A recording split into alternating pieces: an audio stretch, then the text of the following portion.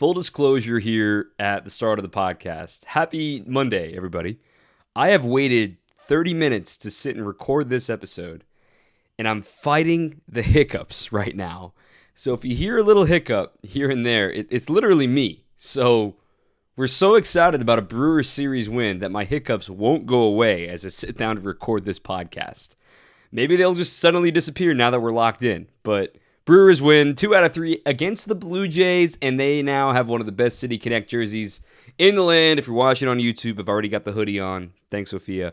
Let's jump in. Locked On Brewers starts now. You are Locked On Brewers, your daily Milwaukee Brewers podcast, part of the Locked On Podcast Network, your team every day. It is officially all about baseball season now. The NHL just decided things last night. NBA draft has come and gone. NFL, it's OTAs. No one cares about OTAs. Just baseball now. We are locked in all about summertime here in Milwaukee. Summerfest is back. Next time the Brewers are home is the 4th of July. They've got awesome City Connects now. Things are looking good here in the good land. I'm Dominic Catronio. Thanks for making Locked On Brewers your first listen of the day. Today's episode is brought to you by BetOnline. BetOnline has you covered this season with more props, odds, and lines than ever before. BetOnline, where the game starts. I'm the statistician for Valley Sports Wisconsin. I'm at just about every single game, bringing you all the news and notes you need to know about the Brewers this season. If you haven't already, subscribe wherever you get your podcast, as well as our YouTube page. We have the next In the Hopper series coming out there as well this week on Jace Peterson's defense. We have all the video versions of these podcasts posted there as well, and hope you can enjoy some of the content there too. Mondays, we traditionally go through Mailbag Monday, a couple of quick questions that we'll get to a little bit later. We're going to talk about the weekend as a whole, what we took away from the Blue Jays and the Brewers series, and just briefly touch on this road trip that's coming up. Brewers are off today, by the way, and a quick schedule update. With a Brewer off day today, there will not be an episode tomorrow morning. So we're taking the Brewer day off with them, okay? So no episode tomorrow morning. Be right back Wednesday morning to recap Game 1 of the series down at the Trop. That's tomorrow night. We have the starters for that series too, at least 3 of the 4 starters in that series. 2 games in Tampa Bay and then 4 in Pittsburgh before they come right back home for the 4th of July.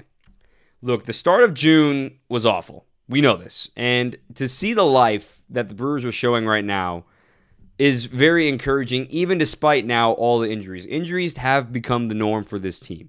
And that's where we're going to begin this episode. Hunter Renfroe is indeed placed on the 10-day IL. 3 days retroactively, though, so he's already got a little bit of a head start on the recovery there with a strained right calf. How many times have we heard this song and dance of, we don't think it's going to be that serious, and it's not getting better, and now we're going to retroactively put him on the IL. So Renfroe is now on the shelf, trying to get back healthy. The good news is, tomorrow the Brewers are expecting Colton Wong to return. He did play over the weekend 2 games in Appleton. He hit a home run yesterday as well. Good to see that Colton should be on his way back, and we'll talk about lineup configurations when he slots back in. But now the Brewers, since that Sunday finale in Washington, they have won 8 of their last 13 games. And they're showing signs of life. Now, 8 of 13 isn't crazy great, but the only series they've lost in the last 4 series, like actually lost, not a split, is the Mets series. And quite frankly, they could have won that series. So they sweep the Reds, they split with the Cardinals, and now they win the series with the Blue Jays. Now they got a tough test with Tampa Bay starting tomorrow, and then can get really rolling against Pittsburgh Pirates, of course. Things are looking up. And Rowdy Tellez had himself a day yesterday. We're going to get into that a little bit later. But, of course, the last time we chatted was at the start of this series on Friday, not knowing what was going to happen. And Friday was a real tough go of it. Adrian Hauser is really, really in a slump right now. We talked about his importance of trying to get him going here down the stretch, of how important his arm will be, given all the injuries with Aaron Ashby on the shelf right now. Woodruff is returning tomorrow, by the way, too. Another big injury news. But without Hauser delivering at least 6 quality innings, you're not asking for a 6 shutout every single time, but just to keep the team in it. But his June has really, really, really been rough. Here in the month of June, he has allowed a total of 18 earned runs in 27 innings. That's a 5.86 ERA. 3 homers, 10 walks, only 21 strikeouts. He's not a strikeout guy, but just opponents are hitting 300 on the dot against him. Not really encouraging stuff. Some of that has been a lot of ground balls and some bad luck, like we saw in a lot of that second inning against Toronto, but a lot of it was hard contact as well. On Friday, the Blue Jays had 10 hits register at 95 miles an hour above, register as hard hit. That was their 5th such game this season. That is tied for the 3rd most in baseball. The Brewers have had 1 such game of 10 hits with 95 miles an hour above. That was a bad matchup from the start. Hauser versus the Blue Jays. And, well, it went exactly how you may have expected. 9-4 the final in that one on Friday. Now let's go to Saturday's game. Corbin Burnes. Corbin freaking Burnes. Wow. Another great start for him against one of the best offenses in baseball. Yes, he allowed 2 more home runs. Clearly, teams are ready for his cutter this season. They are understanding how it moves and what it's supposed to do and how he's trying to get players out. And 2 more home runs against a team that hits a lot of home runs. Matt Chapman was geared up for it. And in Corbin's words, it was a lazy cutter, lazy first pitch. Chapman ambushes on Corbin, solo home run. And then Bo Bichette in the 8th inning, mind you, with 2 outs and nobody on, a solo homer. You're not going to lose games with solo home runs. And the good news, the silver lining, despite all of the home runs that Corbin Burnes has allowed this season, it's kind of shocking to see that he only allowed 7 home runs all of 2021, and now he's allowed 12 in 2022. The silver lining is that 9 of the 12 home runs have been solo homers. Case in point from Saturday's game. So he gets the win, working into the 8th inning. He was pulled in the middle of the 8th inning. Devin Williams got out of the jam with the tying run on base, at the plate coming, I should say, with Alejandro Kirk. Josh Hader gets the save. What if I told you that in the 2 Brewer wins in this series, the only reliever to give up a run would be Josh Hader? Think about that. So Devin Williams gets 1 out on Saturday. He doesn't have to pitch on Sunday. Josh Hader pitches with the 2-run lead, was 1 strike away from ending it, striking out the side. Instead, Matt Chapman starts a double with a rally, then they get another RBI single to make it a run game. But that was the only run allowed by the bullpen in the 2 wins. Because the bullpen today, or yesterday I should say, was solid. And the game was pretty much decided with 10 unanswered runs by the Brewers. But John Del Gustave, he's back, didn't allow a run. Trevor Gott, he's back, didn't allow a run, had 2 strikeouts as well. Brent Suter didn't allow a run, he had 1 walk allowed. And Trevor Kelly had a 1-2-3 top of the 9th inning to shut things down for the Brewer bullpen in relief of Chichi Gonzalez. Brewers offense, it's all about the home run as of late. Kutch hit a home run off of Yusei Kikuchi on Saturday. Mike Brosseau also hit a home run off of Kikuchi. And then yesterday, man, Rowdy Tellez.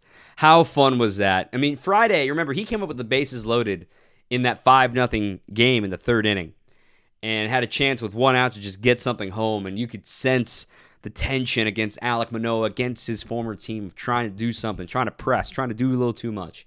He ends up grounding into a double play, and that ended the inning, and that really virtually ended all the momentum for the Brewers in that game. He gets a second chance. Rowdy had the day off on Saturday, so he gets a second chance on Sunday against Jose Berrios, and wow. He hits the 2-run homer to punch right back. Remember, the Brewers are down 3-0 after a half inning of play, and I saw a lot of y'all on Twitter freaking out. A lot of y'all freaking out about what could happen with, oh my goodness, Chichi Gonzalez. This lineup, oh no, can't hit right now. Well, I tweeted it. Would you rather make a triple bogey on the first hole or the last hole? Brewers fought right back, tied it up in the bottom of the first, thanks in large part to Rowdy's 2-run homer.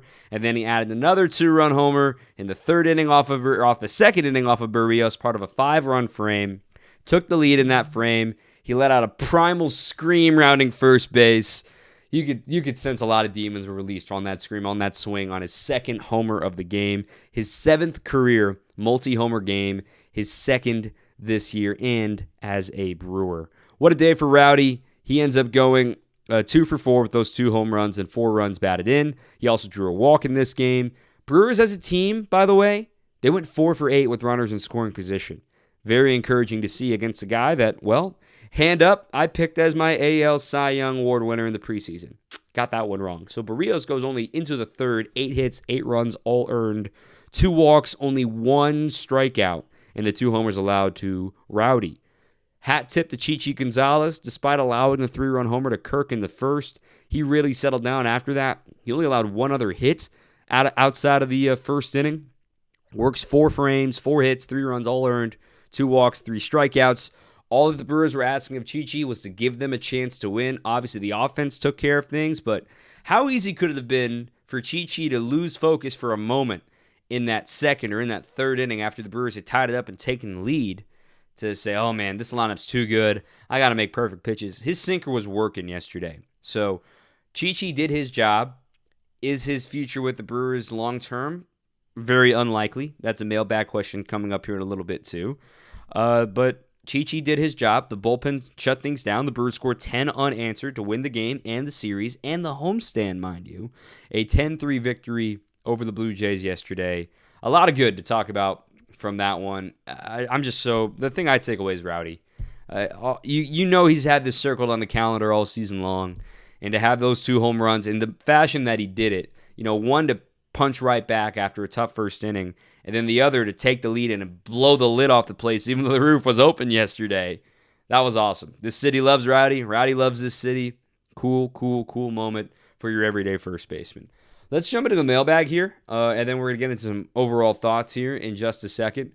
Before we do that, I want to tell you about AG1, Athletic Greens. I've talked about them a lot so far on this podcast. You've heard me tell you about the easy micro habit that's going to give you 75 high-quality vitamins, minerals, whole food source superfoods, probiotics, and adaptogens. Literally, it's something that so many folks use every single day. You can start taking AG1 for your own problems, whether it be gut health issues. It could be wanting more natural energy. If you've got a big multivitamin regimen in the morning, get rid of it.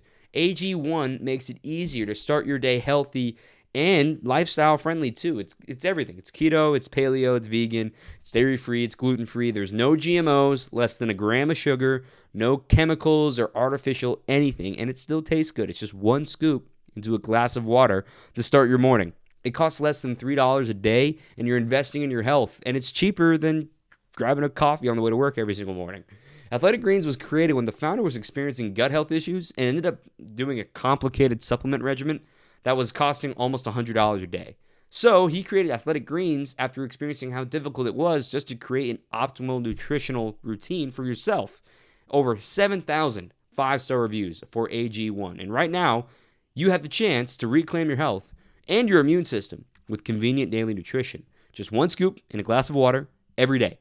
That's it. And Athletic Greens is going to give you a free 1-year supply of immune-supporting vitamin D and 5 free AG1 travel packs with your first purchase.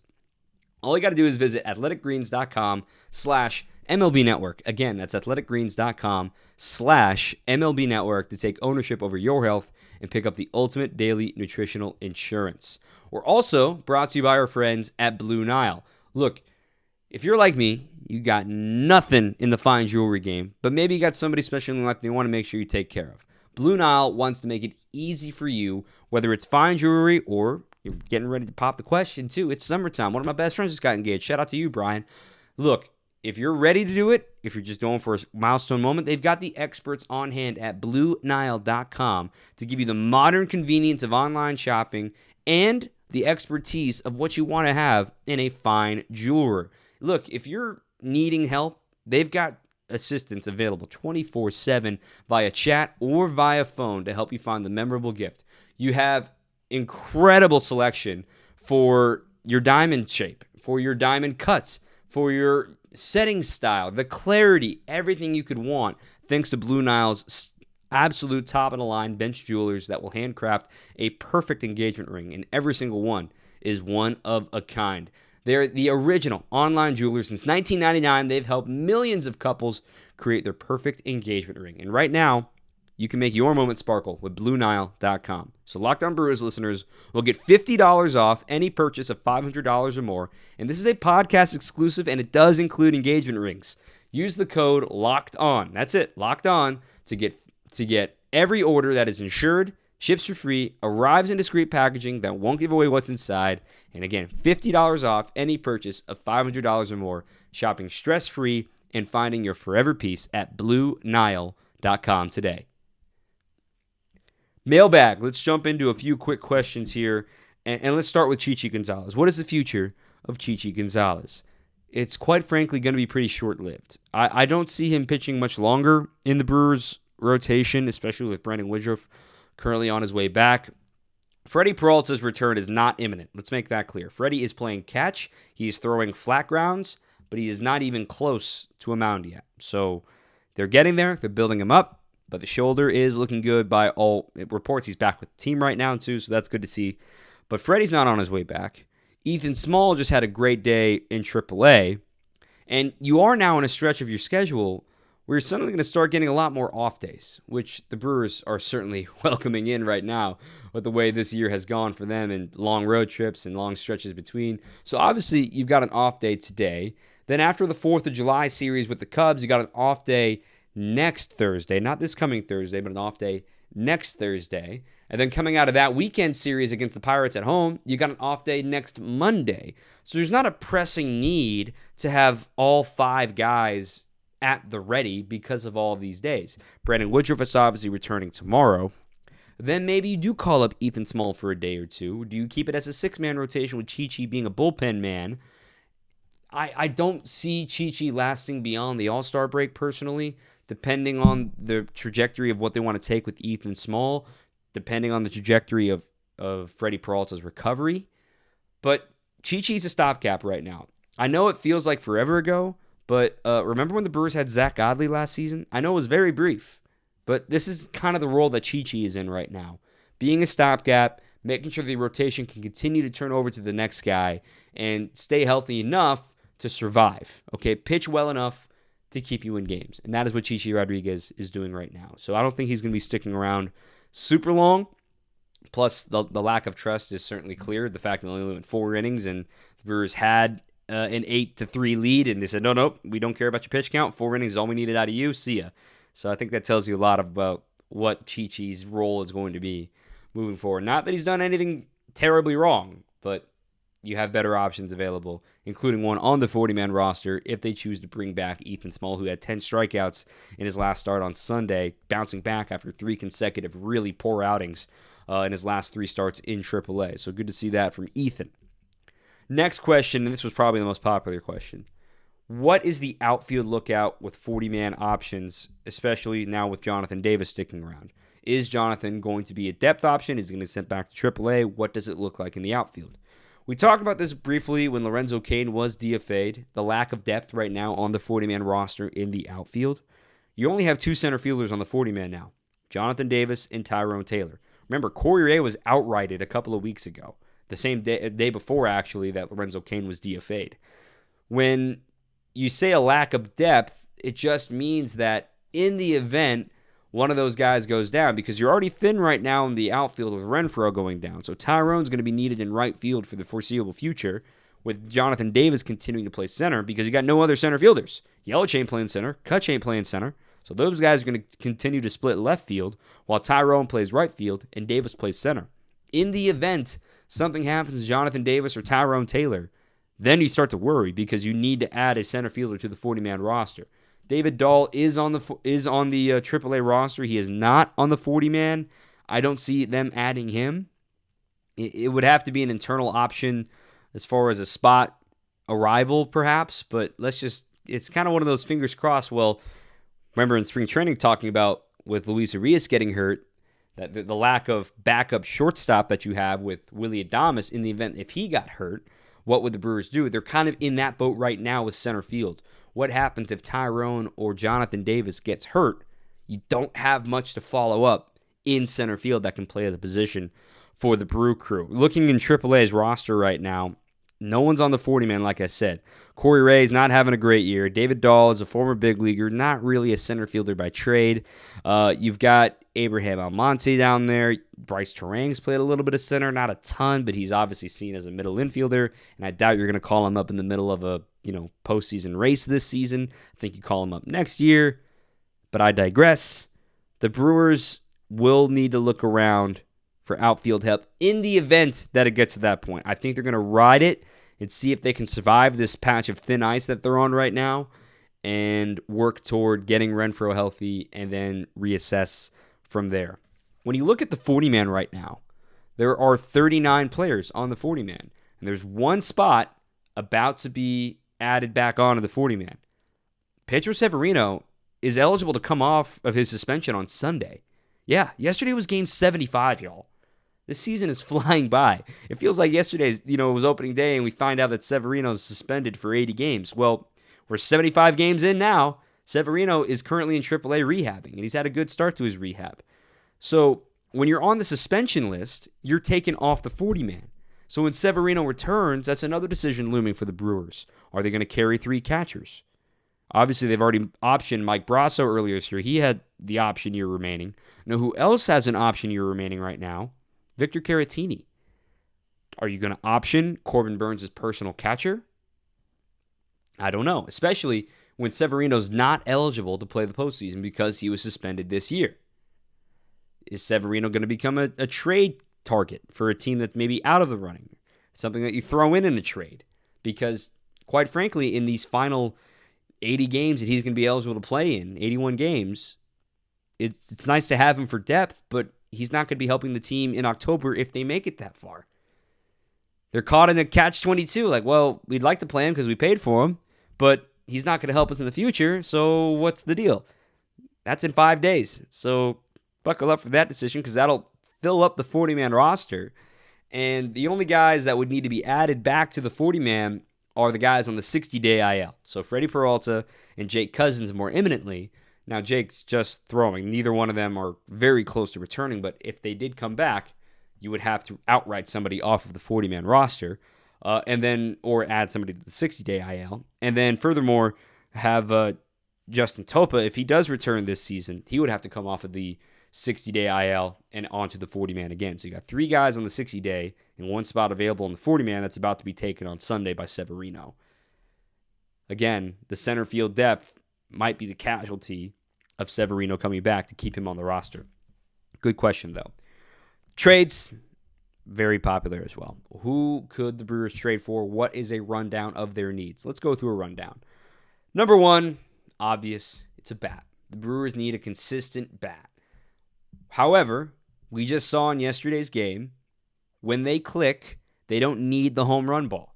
They scored 10 runs. 4 of them came on the homer, the 2 of them by Rowdy. The other 6, thanks to some small ball, thanks to some timely hitting. Again, 4 for 8 with runners in scoring position. They need a more consistent bat, though, a true threat in the middle of the order. Nelson Cruz has always been a popular target. Obviously, he was a popular target during the offseason. I look at a guy like Christian Walker with the Diamondbacks. I wonder what they are going to do with him. He's got some great pop numbers, but a lot of strikeouts, which maybe would turn some teams away from Christian Walker. Longtime veteran in the show now. He's now in his 8th season in the bigs. He's been playing just about every day at first base for the Diamondbacks, which also brings the conundrum in of, well, I thought Rowdy was your everyday first baseman. If you bring in Christian Walker, though, it does help twofold because, let's be honest, Keston Hiura defensively at first base, that scares me. That scares me a lot. And the fact that he is your backup first baseman right now isn't great. And you get that natural platoon that the Brewers certainly love with a right-handed first baseman, Christian Walker, available to give Rowdy a day off here or there. And you can have Christian Walker be a designated hitter against righties and give Kutch a day off if need be. I like the sound of him. I've always liked the sound of Ramon Laureano. You've heard me talk about that, of course, with what he can do. The numbers this year for Walker, if you look at the traditional numbers, you'd be thinking, what the heck? 208 average, 309 on base, but a 484 slugging. He's got 19 homers. He's also got 33 walks in his 250 at-bats, so not a terrible walk rate. He's got a positive OPS plus, a 793 OPS. He's torching lefties, though, not so much against righties. That's where it may stall out because while he can't hit lefties, the idea would be if he's going to be a straight platoon with Rowdy, that doesn't add a ton of roster flexibility for what you need in the outfield. Could be a fit, but he's going to be a very popular candidate for a lot of suitors. Another thing to think about, center field, I mentioned Ramon Laureano, but another one, maybe a starter. Let's be honest. If the Brewers aren't convinced Ethan Small is going to stick around in the big leagues this year, in whatever fashion they want him to stick around, do they go out and get a guy? They're still waiting on Freddie to come back. Because right now you got Burnes, Woodruff returns tomorrow, Hauser, Lauer, Jason Alexander for the time being, and then Chichi Gonzalez, obviously. for maybe a rental or maybe more. The price is obviously high on a lot of these starters. Tyler Mahle, it would be shocking if the Reds traded him within division. Frankie Montas is maybe the most highest commodity. But remember about Frankie Montas, he's got an extra year of control attached to him. So not only do you get him this year, you get him next year as well. It's just a thought. It's a very big price, and I don't know if the Brewers are going to have what the A's are looking for in that regard. But a Frankie Montas trade, I wonder if they're going to consider adding a starter because the bullpen looks like it's getting healthier. Yes, Miguel Sanchez is on the IL. He had an MRI. UCL soreness was the call. We'll see how long he could be out for. Surgery does not look like it's on the table at this moment. Keep an eye on maybe a starter. The Brewers might be dabbling in the starter market as well. Fun final question from the mailbag comes about the City Connect jerseys. Of course, if you're watching on YouTube, I am wearing the City Connect hoodie right now, the Brew Crew.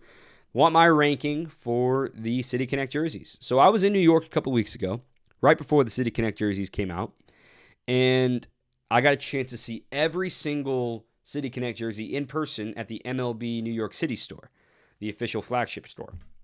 I will still sit here and say the Washington Nationals have the best one.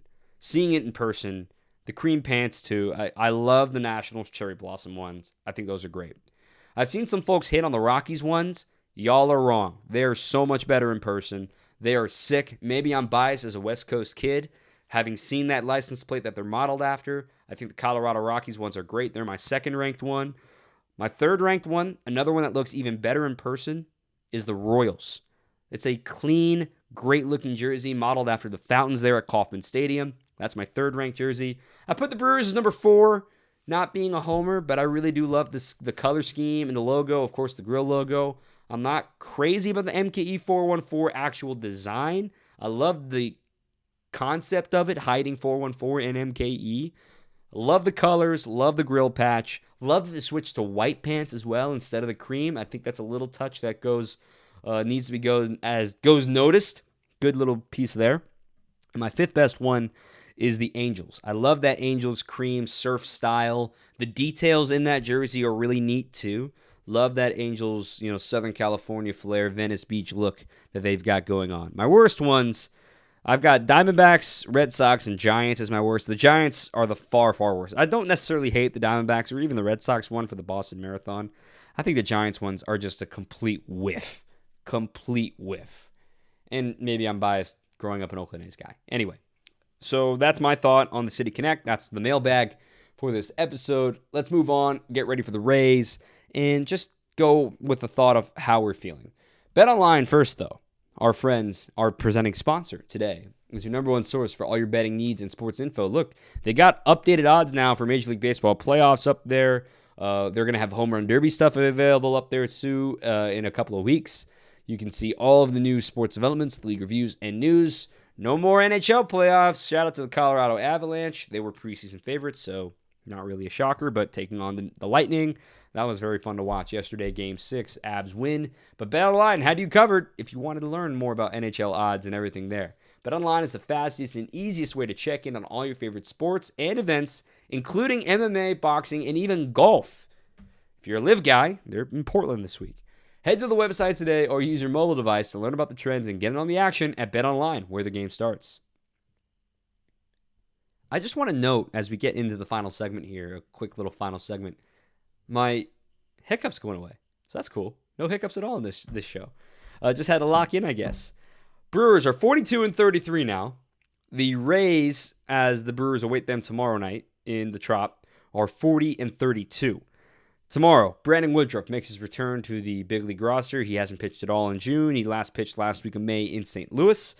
He'll be going up against Shane Baz. Now, Shane was part of the trade piece from Pittsburgh in the Chris Archer deal a couple of years ago, maybe the worst trade in the last 10 years.